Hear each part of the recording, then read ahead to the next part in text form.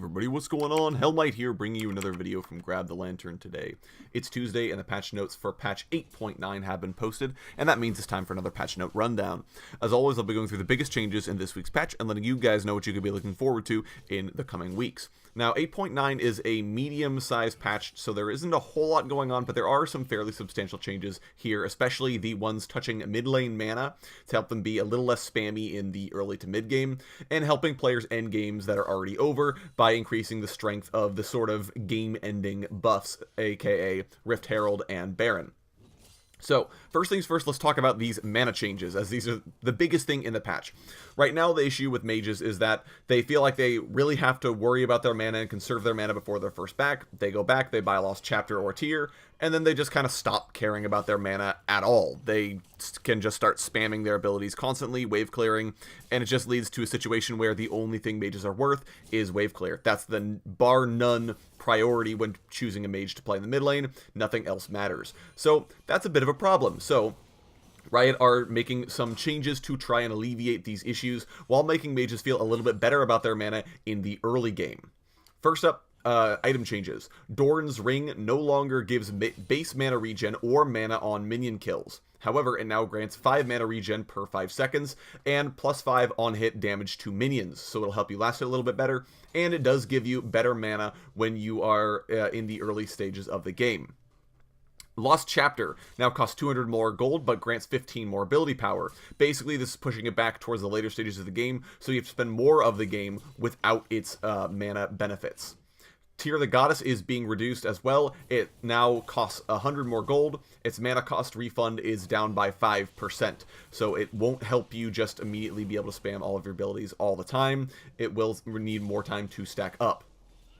Next up, Hextech GLP 800 and Lune's Echo, the other 2 mana items besides Archangel Staff, though you wouldn't know it by how often they get built, they are both being buffed.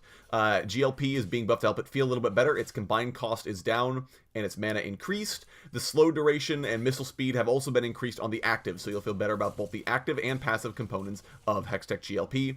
Meanwhile, Lune's Echo's cost is down and its recipe has been changed. It now builds out of a Lost Chapter and a Blasting Wand and no longer has that Amplifying Tome in it, so you can get it a little bit earlier than you could before. So, ideally, these changes will help make mana itemization a little bit weaker in the early to mid stages of the game, while also making it so that in the early game you'll feel a little bit better. Finally, most mages have received higher base mana and higher mana regen, but lower mana growth, so they won't have as much mana from just leveling up, but they will regenerate mana better over time and start with more in their pools. Finally, some mages only received higher mana regen. Those are ones that usually didn't build Doran's Ring in the first place, or didn't build mana items in the first place. So people like Diana, for example, who don't normally build into a mana item and just go straight for damage. Now, there are a lot of mages touched in this patch, so if you want to see if your main has been touched, I highly suggest you read the full patch notes to see if they have been looked at or what changes they received. Moving on to champion changes. First up, when talking about Caitlyn, who is being nerfed in this patch. Right now, her headshots against non-champions lets her lifesteal way too much in lane, and it kind of helps her be just this incredibly hard lane bully because she heals more than you and has better range than you and has better poke than you.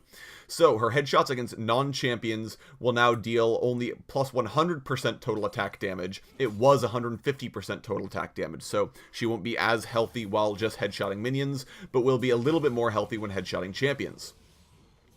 Garen is being buffed in this patch. He's too underwhelming of a juggernaut at the moment. He just doesn't have that much he brings to the table, so that's significantly better. So his Q's base damage has been increased, and the max resistances on his W have been increased to help Garen feel a little bit better about himself.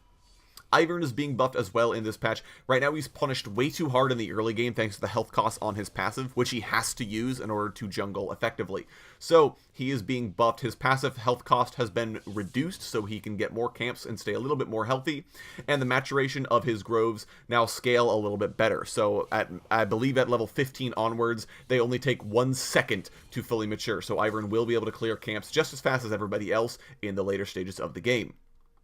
Kai'Sa, everyone's favorite Void Hunter, is being nerfed in this patch.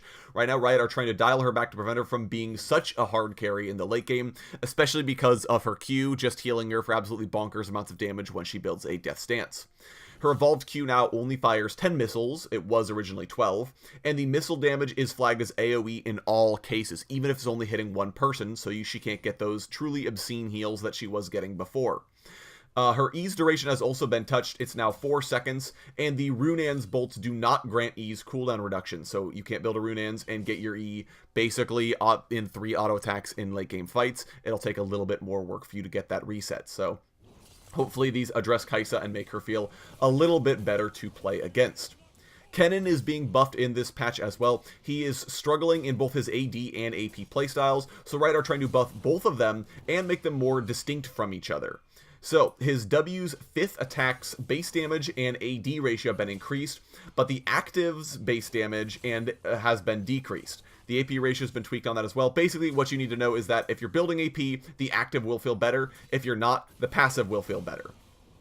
Kennen's E will also now grant him bonus attack speed for 4 seconds upon exiting Lightning Rush, but he loses the defensive bonuses upon leaving it as well. What this means is that if Kennen pops his W, pops his E, he gains the bonus movement speed and the bonus resistances for the 2 seconds of the ability, and then as soon as it fades, he loses the resistances but gets attack speed. So hopefully this helps Kennen feel a little bit better about both of his playstyles and just in general feel like a better champion to play. Lux is being tweaked in this patch in a couple of different ways. Right now, her high-ranged poke reduces how much power she can have elsewhere, because landing Lucent Singularity is basically a bygone conclusion against a good Lux player. There's no way to dodge it, it travels too fast, it has such a large radius, and it slows on top of that. So Riot are reducing the strength of Lucent Singularity in order to give Lux better strengths and weaknesses elsewhere. First, she now has bonus attack speed at level 1. Her attack speed growth has been decreased, though, in order to compensate, but she'll feel a little bit better about trying to proc her passive in the early game. And her health growth has also been decreased, so she'll be a little squishier. Her Q's base damage has been increased, and the cooldown normalized at 10 seconds, which is lower than its cooldown normally would be at rank 5, and the mana cost has been reduced, so Lux can go fishing for a binding significantly more often than she could before. And her W always grants 200% shield on its return, and she shields herself and fires the missile immediately at the start of the cast instead of after the 0.25 second cast time. Now, the cast time is still there, so Lux can't use her W and then immediately fire another ability. She still has the 0.25 second cast time, but at the very minimum, the shield and projectile come out as soon as you press the button, so she can use it to snap shield incoming enemy damage.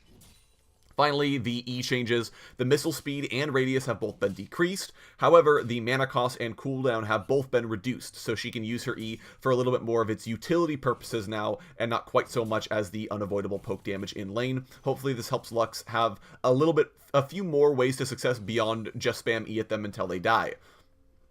Poppy's being tweaked as well in this patch. Riot are removing some of W's stats in order to give her more things to do in a fight. Now, these changes I think are a little controversial, so I'll go ahead and break them down now. Her base movement speed has been reduced, but her passive's range has been increased, so she'll be able to bonk people with the shield from further away. Her W's movement speeds bonuses are now a flat 30% at all ranks, which is reduced from what it was before, and the base resistances have been reduced by 5%. Her resistance bonus below 40% health has also been decreased down to 20% from 40%, which this means that she just gets less movement speed and less resistances from her W across the board.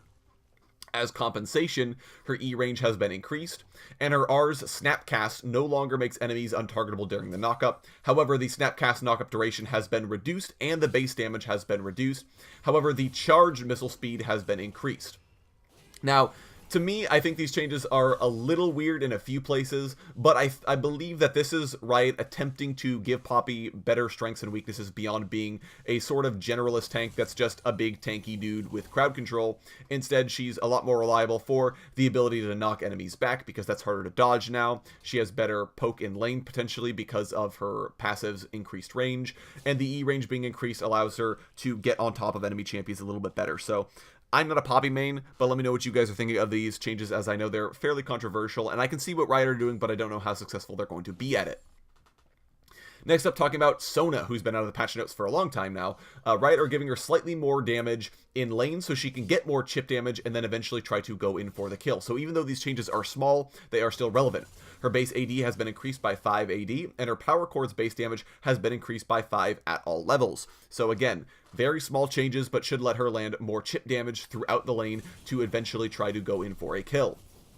Finally, for champions, Syndra is being changed in this patch. Right now, it's way too easy to land a Max Sphere ultimate because of the passive buff that she gives her Q, which gives it the additional 2-second sphere duration. So Riot are changing it so that she should hopefully have to work more for those Max Sphere ultimates that really show good Syndra players from bad Syndra players, and also rewarding her more for landing Dark Spheres on champions. So the her passives upgrade for her Dark Spheres is now just 15% bonus damage to champions instead of the duration. So she'll be feeling a little bit better when she hits people with the Dark Spheres, and not so great about just spamming them to try and get the Max Sphere ultimate. Moving on to some systemic changes. Baron and Rift Herald are both being changed in this patch. Right now, Baron is way too easy to kill if you have a tank, but it's too threatening when you don't have a tank. And Riot are generally trying to raise the amount of time you have to contest a Baron play. Its base damage has been reduced, the damage its regular projectile attack does, and its base health has been increased, so it'll take longer to kill but deal less damage to the one person it's attacking. However, the Baron corruption damage has been increased, so Baron will deal more AoE damage to all of the champions who are currently fighting it. So this will feel a little bit better if you don't have a tank because the damage is more spread out, then a little worse if you do because the tank can't just can't take the damage for everybody. Next up, Rift Herald. Riot are trying to make it feel scarier to play against, and basically say this is a way for teams that are snowballing to end games more quickly. The damage to Rift Herald's self on turret charge has been decreased, and the damage to the turret on a charge now deals either 40% of Rift Herald's current HP or 1500, whichever's highest. This means that a Rift Herald making a charge at 100 HP will still deal a significant amount of damage. You will want to stop it from charging at all if you can help it.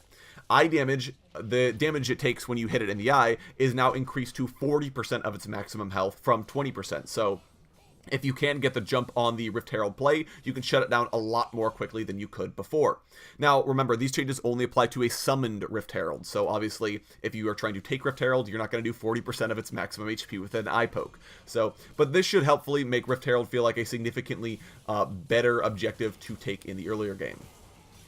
Next up, Unsealed Spellbook is actually being reworked in this patch. Currently, it's mostly just good for the Summoner Spell CDR. The only reason you take it is because you want to flash more often, and because maybe you want teleport at a couple stages of the game. So Riot are changing it to let players swap on the fly and to give it sort of a better niche across the board. So first, you can swap at any time now. You can swap one of your equipped summoner spells to a new single-use summoner spell. After you use it, your old summoner will swap back in. So if I started Ignite and Flash, I can swap my Ignite out to an Exhaust if I think I'm going to get Dove, and then once I use the Exhaust, Ignite comes back into my summoner spell repertoire. The first swap you get is available 6 minutes into the game, so you can't swap immediately, and the swap cooldown is 4 minutes. However, the swap cooldown is permanently decreased by 15 seconds every time you swap to a summoner you haven't swapped to yet. So if you are switching around a whole bunch to try and get different summoner spells lined up, you will get that more often. Finally, your original summoners will continue cooling down in the background while you're swapped out. So in the example I gave, Ignite will continue cooling down while I have Exhaust equipped. So hopefully this gives Summoner Unsealed Spellbook a little bit better of a niche and makes it feel sort of like what it's supposed to be, which is this sort of tricky swapping spells on the fly ability. Anyways, that's going to be it for me today, guys. Thank you so very much for watching. Let me know which changes you guys are most excited about down in the comment section below. There's a lot to unpack, so make sure you read the patch notes as well. If you enjoyed the video, go ahead and leave a like. And if you really enjoyed the video, consider subscribing. I upload a video every Monday, Friday, and on patch days as well. And if you're looking for more Grab the Lantern content, you can check out my blog, link down in the description. I upload an article just about each and every single day for your enjoyment. Once again, thank you guys so very much for watching. I do appreciate it. And I will talk to you all later.